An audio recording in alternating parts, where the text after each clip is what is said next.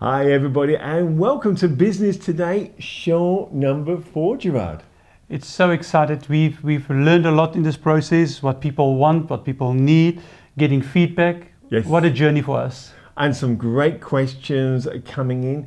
Look, next week, Gerard's been out and about and he's been asking our guests the question of the week. That's coming up, starts next week, and you asked them all the same question and put them together a bit of a montage for us. Yeah, so we asked 6 questions, I think about 7 different people, all successful business people, and it will be interesting to see what all 7 answers are and how you can interpret that and see how you can do what do you do in your business. Absolutely. I mean, it's going to be really incredible as we stumble over ourselves here as we're filming live. We're just looking at one of the videos is distracting us down the bottom left, ready to be played, which is Peter McClernand coming up talking about motivation. But we have been asked about our attitudes as well.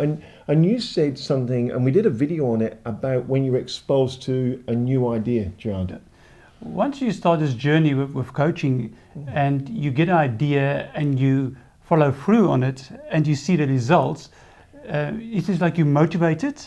So when you get another idea, you want to take action. So once you start this process, you will never go back to the way you like, we'll do it one day, we'll do it someday. You can't, can you? When you're exposed to new ideas, and that's why we interview so many different business leaders.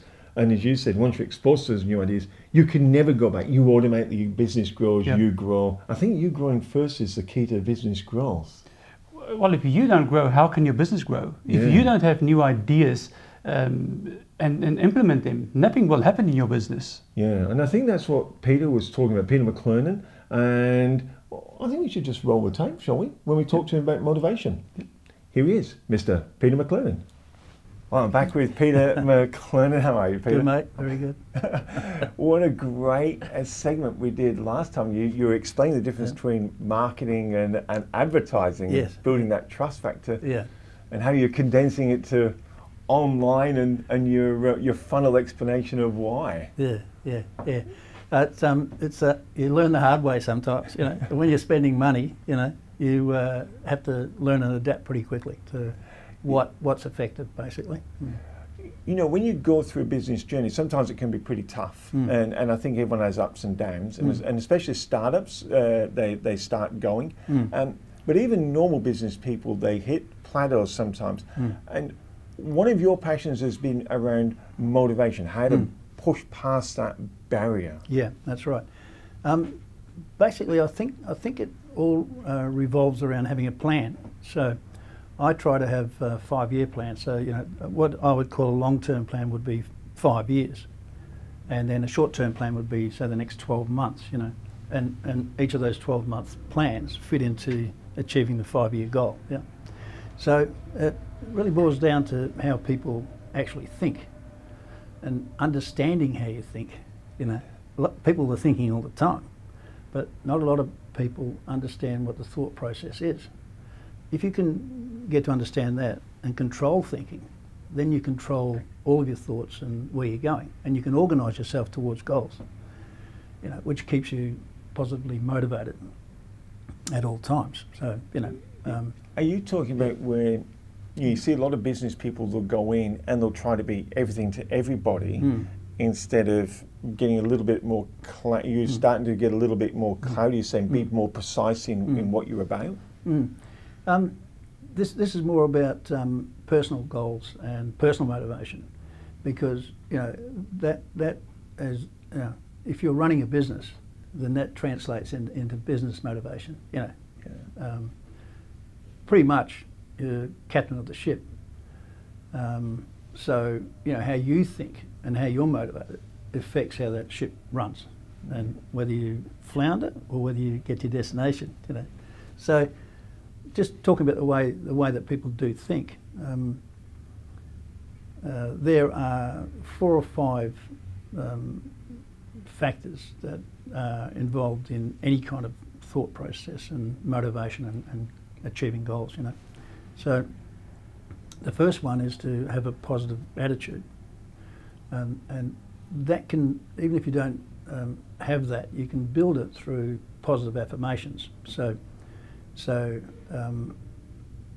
the change comes to the human brain much more in much more difficult ways as you get older. The brain waves change, for example. So as a young child, your mind is open, completely open and non-judgmental. So anything a child learns during that early phase of life is absorbed by the brain and taken in as full gospel truth, you know. And that does form how that person thinks and acts for the next, 80, 90 years, hopefully, or longer, these days. So you need to, as you get older, you need to be able to open your mind again to new and more positive ideas, or to change, for example. And one way to achieve that is through a meditative state. So whenever you're thinking about your positive motivations and your goal making and so on, you need to be in a very quiet space without interruption, so you can open the mind, the subconscious mind, to positive positive thoughts and so on towards achieving your goals.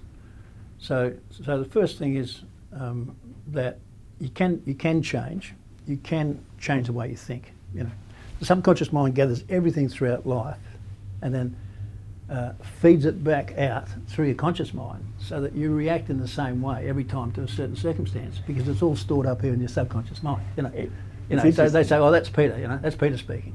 Because that's the way he is. Yeah. So anyway, I've done a lot of interviews with a lot of self-made millionaires, and I've watched a lot of interviews from your Warren Buffett's to your, and every single one of them has said exactly that. They take time out of their day where they have some quiet space, which just them, and put those positive thoughts into their mind that keeps them. And we're talking, billionaires are still doing it. Yeah. So sometimes you don't have to do it so often, because if you do it regularly, that can overtake the need to do it often, because it's ingrained. It becomes part of your personality that you want to achieve these goals, because you've put all the information and the goal and the knowledge that, of what you want to achieve into your subconscious mind. So it's automatically feeding out every day, no matter what you're doing. So you can go back and visit it once a week after a while, as long as it's set, in your mind. But the other ingredients, and these ingredients are the same. If you read any of the great motivators, they all have the same ingredients, because there's only one form of the truth. So they might dress it differently, but The Secret, Think and Grow Rich, all of these books are built on the same principles. So one is positive thoughts or positive affirmations. The second one is faith, having faith in in yourself or in God or in your ability to achieve things. So faith is another ingredient. Vision. So being able to visualise positively what it is that the goal that you want to achieve. You actually see yourself as having achieved it. So, and then repetition. So those four ingredients really are the key to human thinking, to human motivation. If you understand those four ingredients, then you can actually control your thoughts towards your goals. When you talk vision, that struck me, because we do have Peter Hopkins on the show with his golf, and chatting to him off camera, and he said every great golfer will visualise the shot before it happens. Before it happens. Now, as I said, these things are not some new hocus pocus formula or whatever. This is understood to be how everybody thinks. Anybody that wants anything in life, visualises having it. So you want a new car, so you set a plan, about how to accumulate the money to buy it. You visualise the kind of car that you want, so you see yourself driving it. All of a sudden, as you're driving down the street, you start seeing those kinds of cars. You've never seen them before, but now you're seeing one every day, or a couple every day, depending on what kind of car it is. So and you're thinking all the time, geez, I'd love to have that. It's going to be a great feeling to have that. And so this is all about how we visualise achieving anything. A lot of people don't understand that's the process, so therefore they never get to capture that process and control it. Yeah.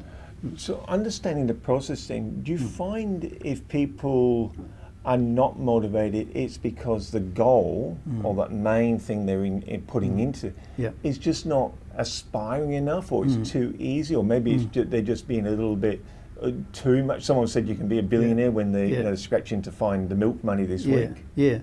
I think you have to be realistic. So your goals have to be achievable, it doesn't mean that they're not, a high set of goals, And there's the old thing, you can aim high, and even if you only get halfway there, you might be well satisfied, depending on how high your goals are. So, not to suffer with disappointment in life. If you don't quite make it in the 5 years to where you expect to be, you would have made it well down the track, towards that goal, or achieve the goal, or supersede it. Surpass the goal. So to be satisfied, as long as you've put the effort in, there's lots of things that can happen along the way, and that's another thing. Something may come along to upset your plans and your goals. So it's just time to reset, and move again to give yourself another time frame in which to achieve the same goals. It's interesting you're saying that the people that constantly seem to move forward, they hit a roadblock or something upsets. Yeah. But they use your language. Oh well, I'll just reset. Yeah. It's like well, of course, it's like you've already made the acceptance that, of course, things will happen along the way. Yeah. So they're not a disappointment to you. They're just a trigger to go, okay, I'll work my way around it, I'll reset again. Yeah. We're probably talking to here mainly to people who start with nothing or very little, because, and there's lots of those people out there, So, it doesn't matter, people have been successful from all walks of life and all stages of life and so on, For me, for example, I don't believe in any kind of age barrier. So I'll start a 5-year plan when I'm, 70 or something, just to keep myself interested and keep things happening, So age is no barrier. Education's not a barrier. Starting position as far as wealth goes, no barrier either. So you look around at lots of people who have made it from all kinds of positions, So the point is that if you start with very little or nothing, as long as you're healthy, and in Australia quite fortunate that, water's not a problem, food's not a problem, clean air's not a problem, those basics of life, As long as you have those, you can start again at any time. Wealth accumulation is really a kind of a game, that we play. We like to be good at it, we like to win, but it is only a game, It's not what keeps us alive. So what keeps you alive is, like I say, air to begin with, because you die quite soon after if you haven't got it. Next comes water, as we know, then food, then shelter, and then love and relationships, Yeah. Because if you have all the others and you don't have the love and relationships, you've really got nothing anyway. So everything's built on love initially. So then comes all these products and possessions and belongings and things. They're nice to have, but they're not essential to life. So if you lose them at any time during your life, you just start again. As long as you've got all those other ingredients, you're 100 miles ahead of a lot of other people. So you can always start again and move on, and that's part of the game. Do you find when people, and I love how you say that they're the core ingredients and people can't take them off you. Once you've got that, you can start again whenever. Yeah. Do you find when people have gone, either they're starting off or they've gone through a hard time, they lose their sense of direction? You help people, as I know you're very generous in your time, people have sat down. Do you find that's one of the struggles sometimes? They've been in a hard place, they just can't see the wood for the trees, almost no direction? Yeah. It can happen to a lot of people. It might be health, for example. You might have an episode of bad health. Could be bankruptcy or loss of possessions and so on. Any of those things really. It's like they say. It's not how many times you get knocked down that counts. It's how many times you get back up. But the other thing is. Sorry, I've just lost track there for a minute. But just people trying to find a direction. They might be a bit lost after getting knocked down. Well, I've actually got, I invented a motivational tool, might help some people, about 20 or 30 years ago, called Stepping Stones. So it's a motivational tool that you use when you're meditating. So we can use it anywhere. You can use it on the bus on the way to work, or just in some quiet spot, each day. And initially you use it daily, but then you might start to use it just once a week. Like I say, once you've indoctrinated yourself with all of your goals and everything else and all your positive thoughts, you don't need to use it so often. But it's a bit like, say, prayer beads. So prayer is a great motivator. It's exactly, creating miracles comes from praying, and praying is just repetition of positive affirmations, yeah? And then faith, right? So it's the same ingredients, and they create miracles, right? So you want to create a miracle in your life, use similar ingredients. So what I do, and what they do with rosary beads, and lots of religions have them, and not just rosary beads for Christians and so on, but then Buddhists, Muslims, most of the great religions have some form of beads that they use, for prayer. So they just they visualise what they want from God or whatever, good health or whatever it is, or recovery for someone else or whatever it is, and then they pray and use positive affirmations to try and create a miracle, or assist that person to recover or whatever it is. So I have a non-religious set of beads, which are called stepping stones. So they have 4 sets of 5 stones, which are affirmation stones. 5 smaller beads, which are faith stones, and 1 stone at the top, which is a visualization stone.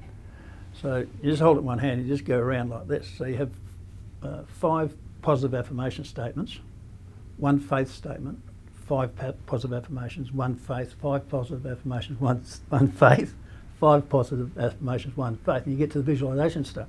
When you get back to the visualization stone, you hold that and you visualize what it is that you're wanting to achieve, and probably the time frame, and you visualize it as if you've already achieved that, So, and then you can just repeat that as many times as you like.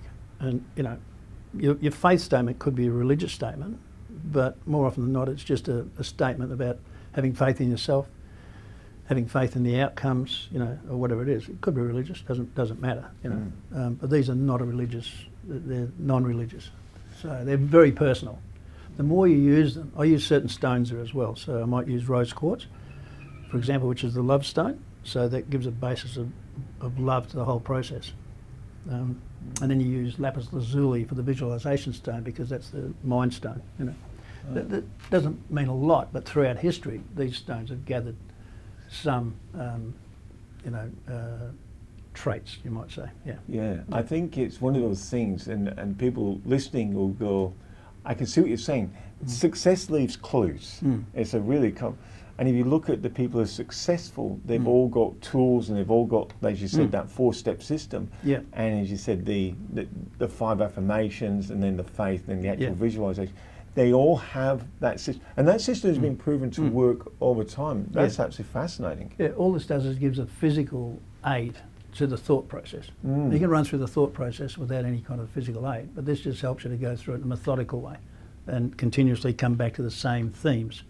So you're kind of building, you're building faith within that. Every time you use those stones, it adds to what you've done in the past with them, So each time you pick them up, they're more valuable to you, more valuable aid to you. Yeah. All you're really doing is organising your own thought processes in a certain way towards a certain goal. Yeah. Well, there we go. Peter McLernon, a well-established business figure here in Perth, Western Australia. I think he's had his ups and downs, but motivation, and still motivated, and is still going for it. It's interesting. I had a coaching session this week with one of our clients, and the motivation went the other way. The staff was motivated, but not the owner. And that also is actually a big conflict inside the business. So motivation can go both ways, but if motivation works for staff and business owner, you have a combination that will take you places. Do you think, Gerard, and look, I'll ask you as well, you can put your comments underneath, that as business owners, we lose some motivation because we get a little bit tired, because we're just trying to do everything? I think you get tired, and because you do everything, you lose focus, and you start to think inside the box. Last week we had an interview with a business person as well, and just afterwards start chatting, and just by him verbalizing his ideas, he said, there's the answer. Didn't say anything. So just to give him the opportunity to talk about his business was motivation enough for him to go back and implement. Another one of your favourite topics is training, and we had Andrew Ford back in at Ford and Doonan fame. Now Andrew's been going in with him and Kyle for 35 years. That's motivation. That's motivation, it certainly is. But training, they have never stopped training and never stopped learning.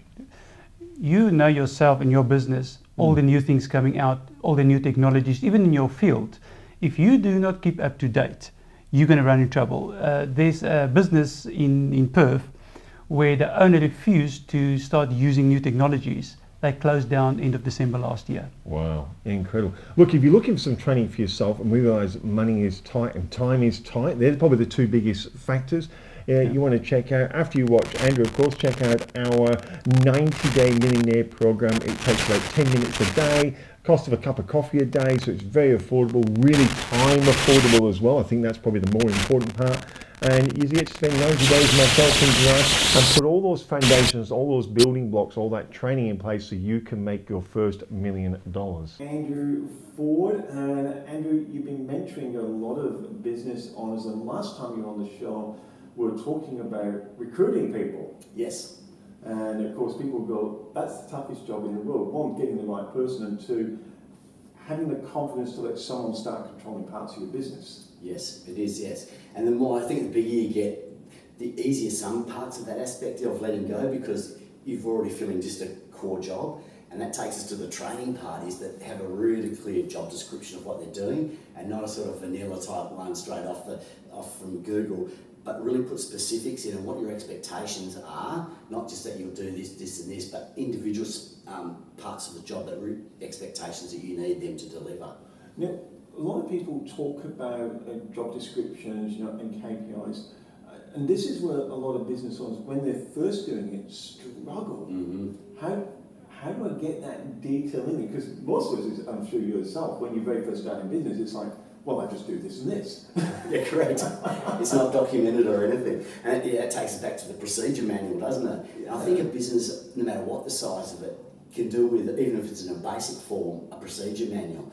For example, at reception, we've got a procedure manual. So if we've got a temp in on reception, someone doesn't have to show her everything. This is how you answer phone, this is how you do this. They just pick up the book, flick through it, and it should be simple enough to, within 10-15 minutes, they know the core of the job description and how to do everything. So how did you go about starting these job descriptions? Was it built over time? Do they morph as you They do morph, yeah, and you realise that you omitted a part with the next half and the one you're learning. We're always learning, aren't we? So I think definitely they do take time.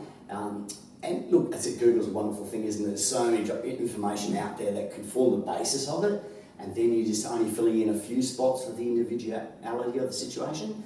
And so as long as you've got that core job description, I think that's a good basis too. We're also very big on cross-training, so even people in our admin department who don't need to know how an air conditioner works, but they're dealing with parts of an air conditioner, ordering them, for example, we find that giving them basic training on air conditioning gives them an understanding what they're actually doing and what that bit may do. They're not a technician, but just a fundamental understanding. We find it joins a lot of the dots. I can imagine that. So when someone rings into reception and says, look, I'm trying to get my filter out my roof and I don't know what it is, at least they've got some idea of saying, well, when you lower it down, there's a part number there you can... Correct.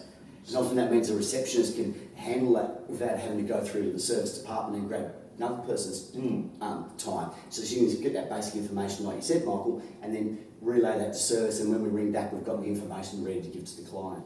You do that for receptions, but so looking at training and cross-training, do you incorporate cross-training across all your people?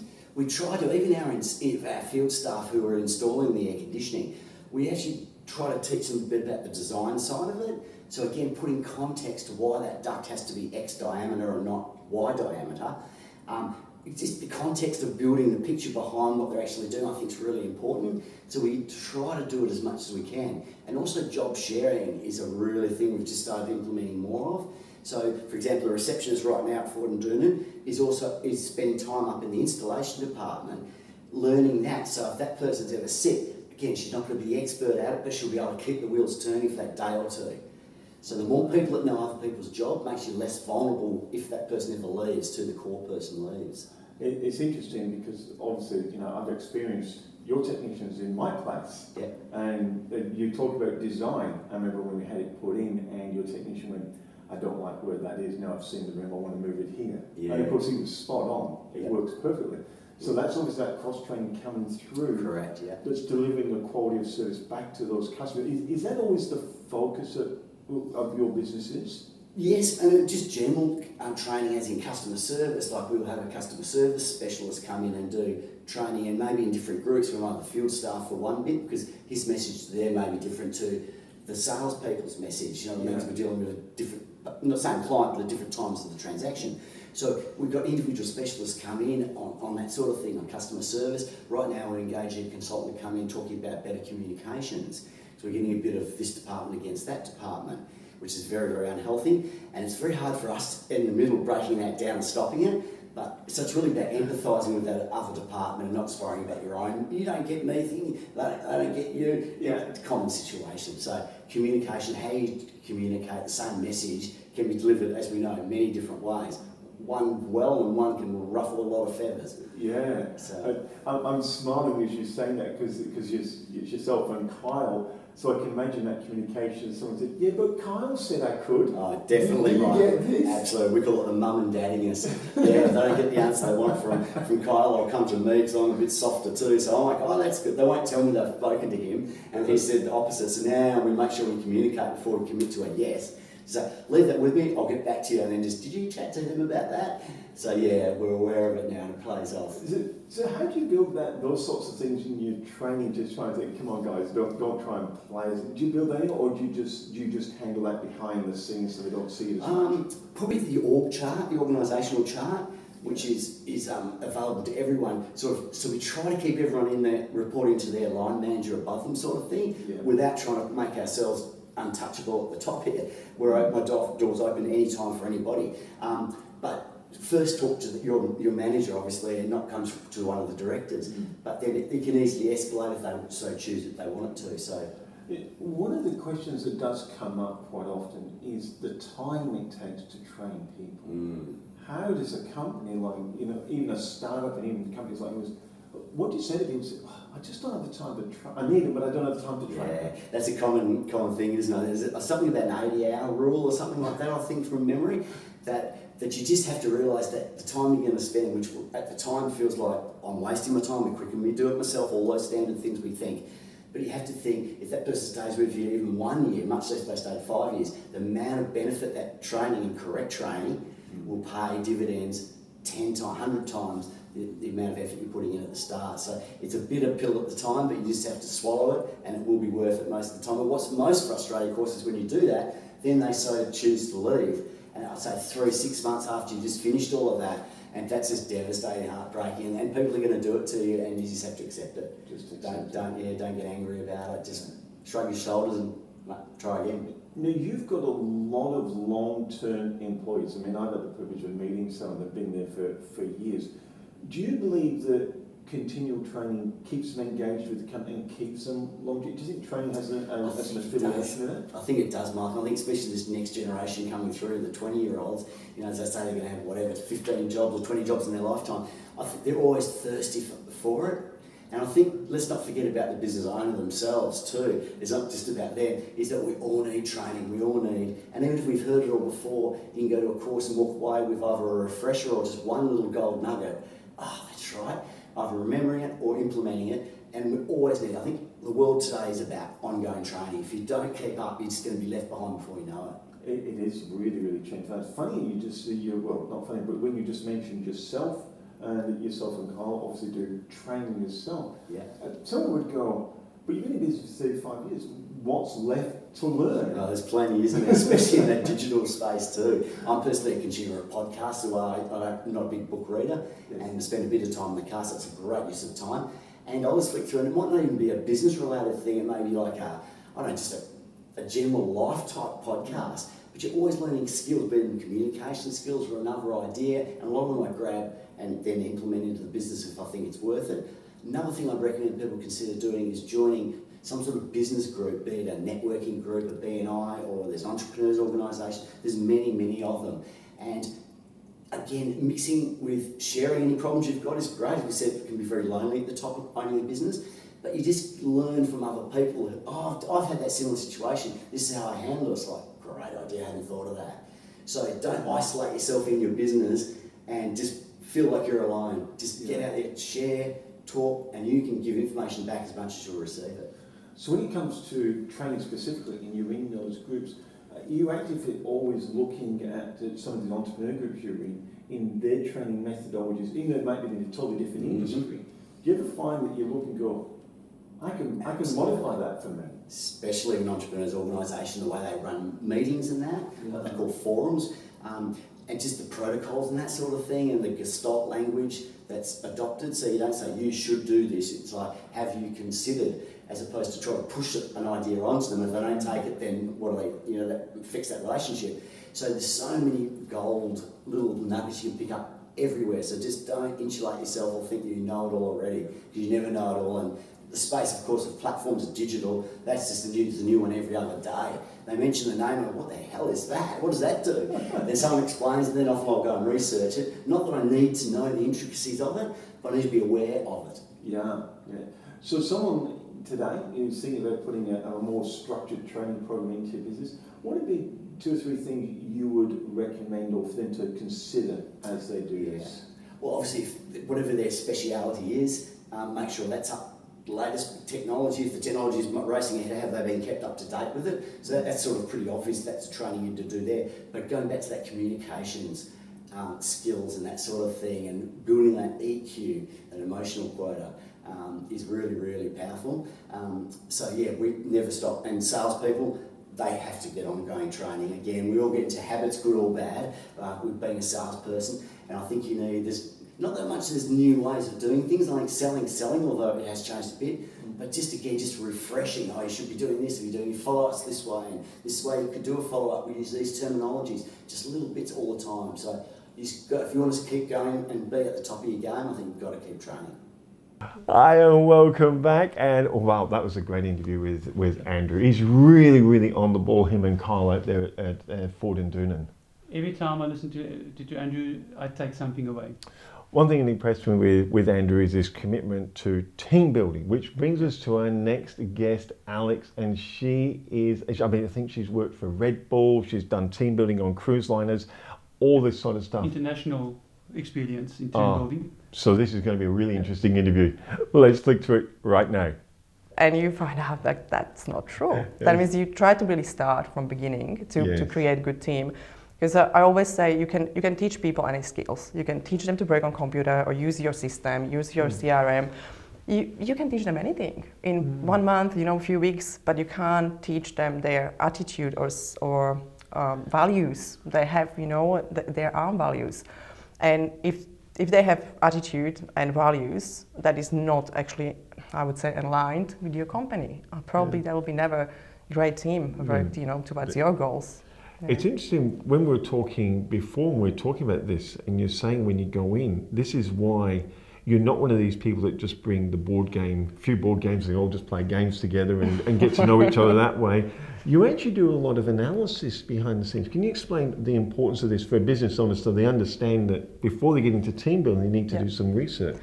Yeah, that was exactly what I was talking about, because I made a few research and I spoke with a few people, with a few companies in Perth, because that was still a new place for me.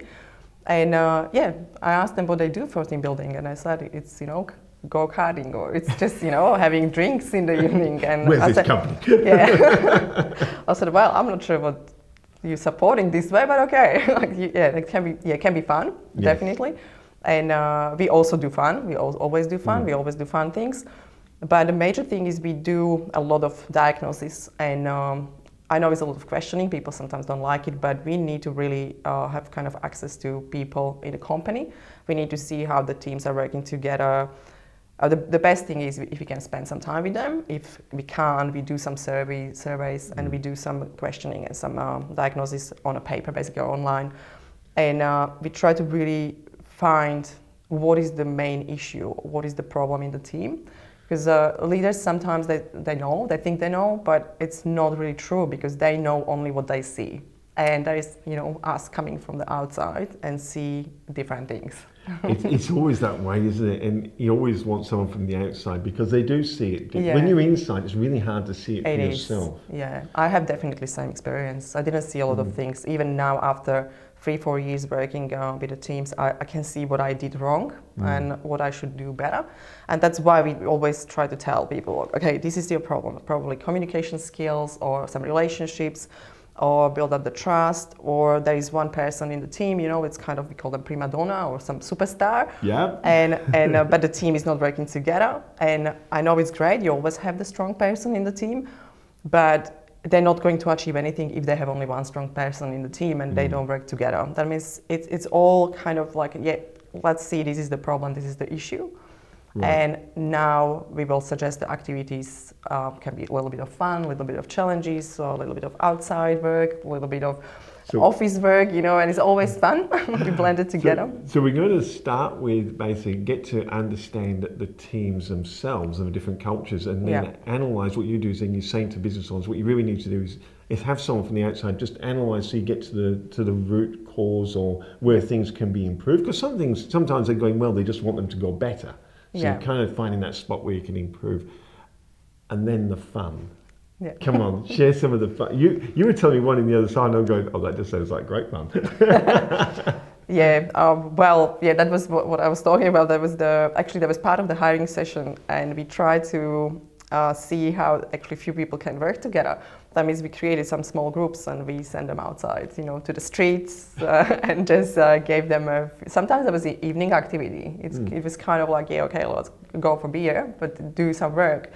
And we gave them, for example, like to speak one stranger, to speak one with one cashier, to speak one with one, I don't know, a lady, you know, dressed up in a business clothes. It was always something that we chose, and they had to go and speak with people and create a story. And next day or afternoon, they had to present something. And when they come back from that, because I guess we're getting right to the point here, when they come back, what is it you learn about them when they come back from things like that? What do you start to pick up on the different personalities?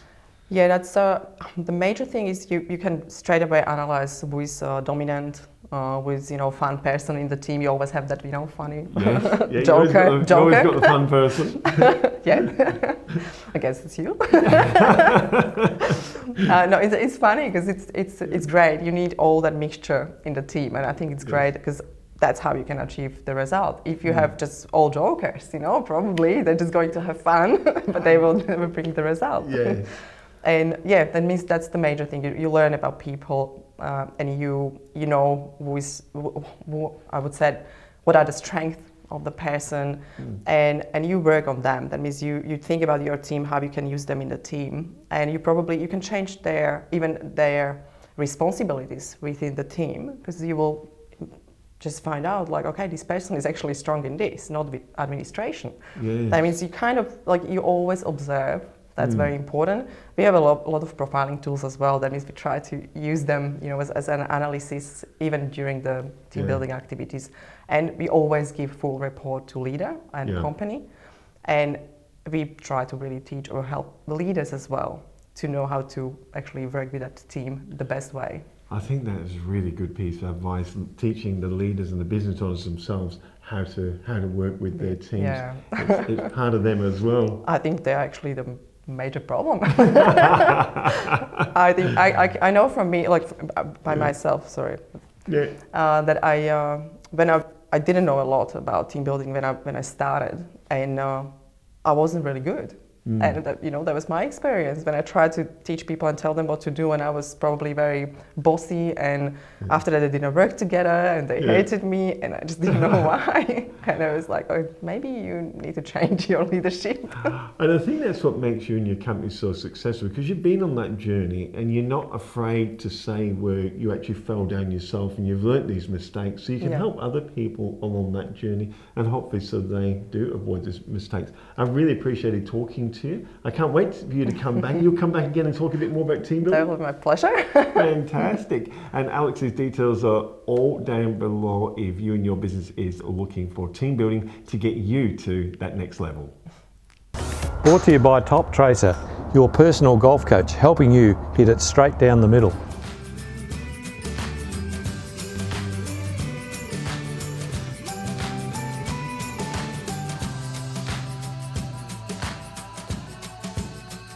Welcome to this week's golf tip, brought to you by Top Tracer. This week we're going to talk about consistency. So the main important things for getting consistency in your golf swing and your golf ball flight is making sure that you have the correct grip, stance and posture. So what we want to do is just have a simple hold of the golf club. So we bring our hands from our sides, just bring them in together, just take hold of the golf club. Our options are in our grip are overlap, 10 fingers on there, interlock. There's plenty of options, none of them are incorrect or have to do. From there, we want to make sure that we get our posture where we push our backside out a little bit, let our arms just fall down, and from here. And then from there, it's just a matter of swinging back over my right shoulder, through over my left shoulder, and then from there we should be able to get the consistency to get the ball going straight down the middle. We'll be able to do this, and I'll show you by hitting a few shots on Top Tracer how we can use Top Tracer to get and prove that consistency. So let me hit 3 shots and be able to show you how Top Tracer can be your own personal coach in getting that consistency into your golf swing. So here we go, nice posture, set up, swing back, swing through, and finish balanced. From there we'll be able to get that consistency. The Top Tracer will show us what's happening on each of those shots. And you can see the importance of finish balanced and keeping the rhythm and timing in your swing to get that consistency. Posture, grip, backswing, and through. Well, I hope you enjoyed that tip. I look forward to seeing you on Top Tracer on the range here at Whaleback Golf Course in the near future.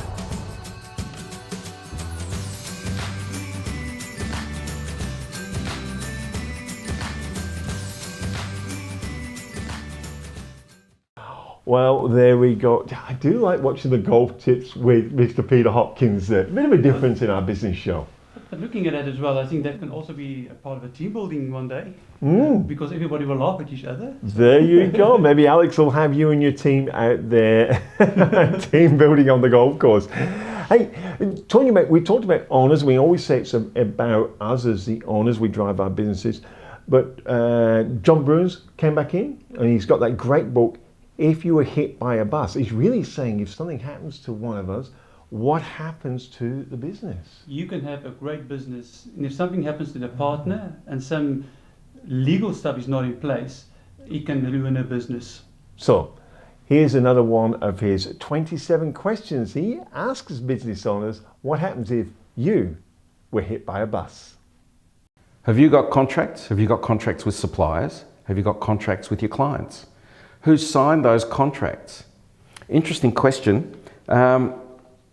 Would all of these contracts be valid if you were hit by a bus? If you were to pass? Surprised? These things do happen. Sometimes it can be a very difficult issue for continuity of the business if you're hit by a bus and those contracts are voided with your passing. Personal guarantees is another issue that you really need to be aware of. When you're running a business, banks or other lenders might ask you to sign documents that really tie you up and make your whole family's net worth as a guarantee. They take that guarantee and put it on file, so if something were to happen to you, the whole family could be left in dire straits. And lastly, what happens to those guarantees if you're not around? How do they get destroyed? Do they get destroyed? Are they left on file? It's a very serious question that you really need to understand, or put it to whoever it is that you have signed a guarantee with, that you can take that guarantee away or it is removed and destroyed on your death, on your passing. If you're hit by a bus, I'm smiling and part of me is going, have I got these things in place, Gerard? I think sometimes we have it in place, but it's good to go and review again. I think it is. Look, if you're looking for John's book, jump onto his website, John Bruins' website. You'll find him under John Bruins on Google. We'll put the link there for you as well. And he is known as the family business guy. He really does specialize in helping families in business. I think one of his catchphrases he always says to me, if you've seen one family business, you've only ever seen one family business. They're all different. But these 27 questions in his book, which is free by the way, I think applies to everybody. family business, I think, is more complex than any other business. Hey, we got Colin in next. Facebook. Oh my goodness. Every day we speak in languages sometimes about Facebook. Facebook jail. I think we've both been there. But here, Let's change the rules, and you don't know about it, and what you can and can't do. And today we've done it, and then tomorrow you do it, and then you can't do it anymore.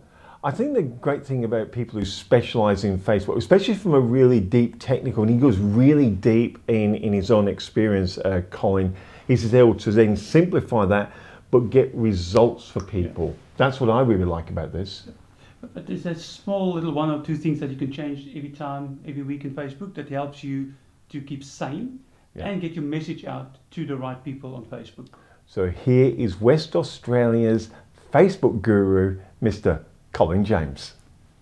Well, I'm sitting here with Mr. Colin James, a Facebook expert, talking about Facebook security. What have you got for us this week, Colin? Look, it's really simple. Now, unknown computers. So Facebook knows what computers you log in from. So if you're in Perth, or you're in Melbourne, or you're in Sydney, and you log into a computer, or you take your notebook with you, Facebook knows what computer that is. So somebody in Afghanistan goes to a internet cafe and tries to log into your Facebook account because they're going to hack it, because they've hacked your password because your password was so weak, like it was your date of birth. And they log in as you in Afghanistan because they're going to take over your Facebook page because you've got 2,000 friends that they want to go and rip money off. If you have unknown computer turned on, Facebook will go and send you a text message and ask you for a security code to log in. So just walk me through this. So where do I find this setting and exactly how does it operate? So once again in security settings, so settings in the top right-hand corner, opens up a new menu. There's a whole lot of security settings in there, and there's a bunch of stuff in there you can turn on or off. So unknown computer, turn it on. Facebook will get used to you. It will set up either to send you an email or a text message to your phone and give you a code. When you log in, you put the code in, and it stops anyone else from being able to log in. So for someone to log in as you on an unknown computer, they'll either need your email address or your phone.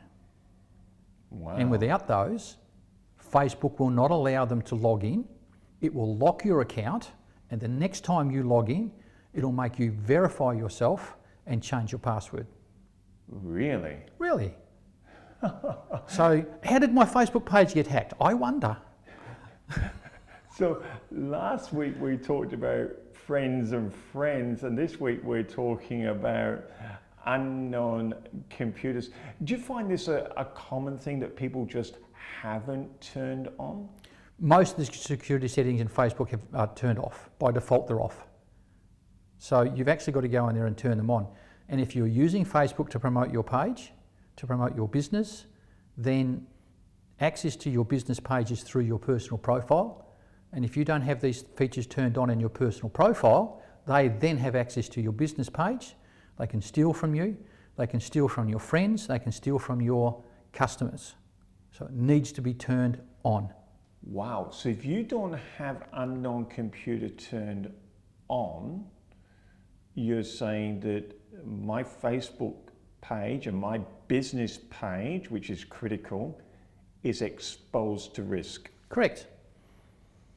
And it's a really simple thing to fix. Really, it's a 2-second job. So just before we go, walk me through once again, how do I turn on unknown computer? So settings, top right hand corner, go into the menu, there's lots of stuff in the menu, go into security settings and go down to, and it says unknown computer, turn it on. It'll have a list of the known computers that you log in on. You can actually go into that and delete computers out of it. I was going to ask you, because what happens if it recognises a computer, but I've sold it? Yeah, so you just go into Facebook, turn it off. Wow. Delete it from the page. Then the person who's on that has that computer now. I would suggest that you do a whole lot of stuff to wipe everything on that computer before you sell it, especially if you save your login name for your Facebook page. Oh, I wonder how they got my Facebook login. Oh, they bought a notebook from me. Oh. So if you turn it on, and if you're selling the computer, pop back in and delete that computer as a known computer. Correct. Then no one can log in to you as you on Facebook as a profile, which then gives them access to all of your business stuff. Mate, you have no idea what some people do. You know, they'll sell a computer that they've been logging into their bank account on, and they've saved their bank account details and their username and password on the computer in the browser. Really? Why would you do that? But for Facebook, turn on computer on. Yeah. Unknown computer, turn it on, and Facebook will take care of it. Wow, Facebook, Gerard. What a show we've had. We've had Peter so far with motivation, Andrew Ford with training, we've had Alex with team building. One of my favourite segments, the golf tips. I don't think I'll ever be a Jack Nicholson or anything. Colin with his Facebook. But we've got a very special guest coming up to wrap up the show for us. Yeah, Helia is, it's so great to listen to her. Just to see where she came from, come to a new country, learn a new language, and see where she is today. I mean, that is motivation, that is training, that is team building. Everything this show is about is in one person. She really does encapsulate. In your talk about learning a language, she learned the language while she was studying. Yeah. She had to use a dictionary to get the word the translations right. So for me, there's no excuse for you not to be successful if you listen to Helia. Yeah, and she is a wealth coach, and she helps people save money and invest money even when they have no money. She's got some really good strategies, but here's some great business insights from Miss Helia Singh. The question that I usually get asked by many people is this: what's your number one tip for finding confidence to do business your way? Well, as a woman, it's not easy to play in this game of business, because typically business world is driven and ruled by men, and of course men, the way that they rule and the way they think, the way that their goal setting is set up is completely different to a woman. But for me, it's just to know what I want and stick with it and follow my passion. Don't ever compare myself to someone else. That was my biggest, basically, adventure there. As a woman, we always try to get validation from others. No matter how successful we become, we try to get validation from either our parents, our partner, our children even, and even from our male colleagues, because we just want to make sure we are doing the right thing. Or, we are not threatening someone else's game because we are playing away in a high level. So, but by not worrying about others, to me, just that care itself showed to me that, okay, I don't have to prove myself to anyone. All I have to do is just follow what I believe. And every time I feel demotivated, one of the things that I do, and maybe that's a good exercise for everyone, is just look at what you do. If you've got competitions or somebody that you just think that you are not as good as them and that really makes you feel bad about yourself, stop following them. You don't have to see what others are doing. Just look at what you're doing and just try to compete with the person in the mirror every day. What a packed show. Geez, I really hope you've enjoyed it. Put your questions underneath. Yeah, we do answer them in between the breaks. When the videos are playing, we get onto and answering them. What a great show, Gerard. Show number 4. If you didn't get at least one golden nugget from this, then I think you got a perfect business. Yeah. And then you need to let us know how you do it. I know. Look, I don't think there is a perfect business. And the thing is, even when you've got one, tomorrow it's no longer perfect because things have changed.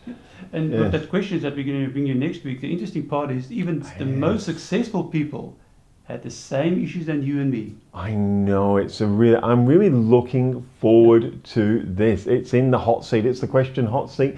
And just so you know, we only gave them 60 seconds to answer. and they didn't know what was coming. No.